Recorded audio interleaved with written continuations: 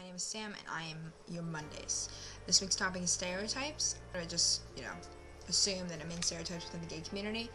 I don't really hang around a lot of completely gay males, and the ones that I do are bi, and they're seen, and they're not really a typical. I don't know what really there's a stereotype with gay men, because I just don't know, so I'm not going to talk about that. I don't want to be ignorant, but I do know about the lesbian world pretty well, and the stereotypes inside them. And inside the lesbian community, there are so many stereotypes. Now, the stereotype for lesbian, however, in the general public, 3 to 6% of the population is gay. So we're going to say that like 94% of the population of America is straight. So we're going to say 94% of America, when they think of lesbian, they think of probably a dyke, which is sort of like the stereotype, not the actual person. The stereotype of a dyke is man-hating, short hair, feminist, maybe pudgy. But really what a dyke is just a lesbian who is not trying to impress anyone but herself. She's only doing things for herself, and she's not trying to fit in, and she doesn't give a fuck. Let's just say there's a big branch, okay? Queer. We'll say queer, okay? So there's queer. And then under queer, there's lesbian, there's bi, there's trans, and there's gay, okay?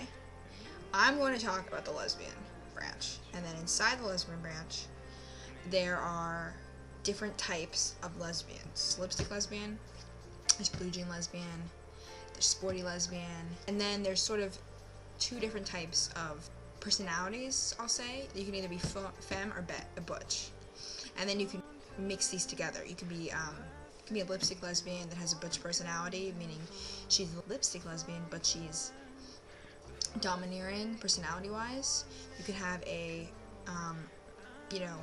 dyke or a stud, which is typically in the black community, which is sort of like a tough kind of female, maybe resembling a man, who can also be soft butch, hard butch, soft femme, hard femme.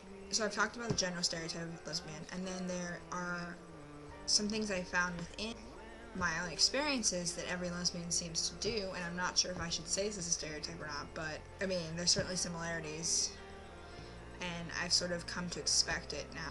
There are a couple things. One, I found that we all sort of smoke. It's like a big thing. Cigarettes. I mean, whatever, if you want to smoke anything else, be my guess. 2, shoes.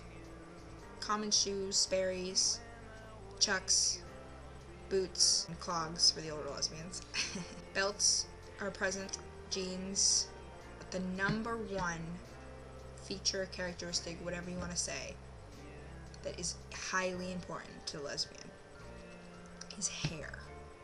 Hair is everything. I don't know what it is, I don't know why, but hairstyle, taking care of your hair color, whatever. You could be the fattest person ever. You could have acne, you could be a bitch, you could just do other ugly traits or whatever. But best believe that lesbian will have hair that she has worked her ass off to get. And then not just that, it's also sort of like a way to tell what kind of lesbian you are automatically. I mean, sporty lesbians, we're just going to assume, just because we're talking about stereotypes, their hair is in a ponytail. Lipstick lesbians, the hair is down. Dyke, the hair is cut. Blue jean, the hair is loose ponytail, or long hair but sort of short, so it's down and short. So blue jean is kind of mixed in with like southern-ish a little bit, like farm girl kind of. In conclusion, I just want to say that I hate the word lesbian, and I wish that we had something cooler, or something one syllable. I mean, gay guys get gay. Why do we have to have like lesbian? It takes forever to say that. So I just hate that word. In terms of defining myself, I really have no idea, because I would not say I'm femme. I don't wear dresses. I'm not particularly girly, personality-wise. And I found myself, I'm sort of domineering. But I will never cut my hair. I will never act like a guy. I will never try to go hard. I'm not really sure. But anyway, I hope you enjoyed. I hope it wasn't too confusing. So much to talk about. I'll see you next week.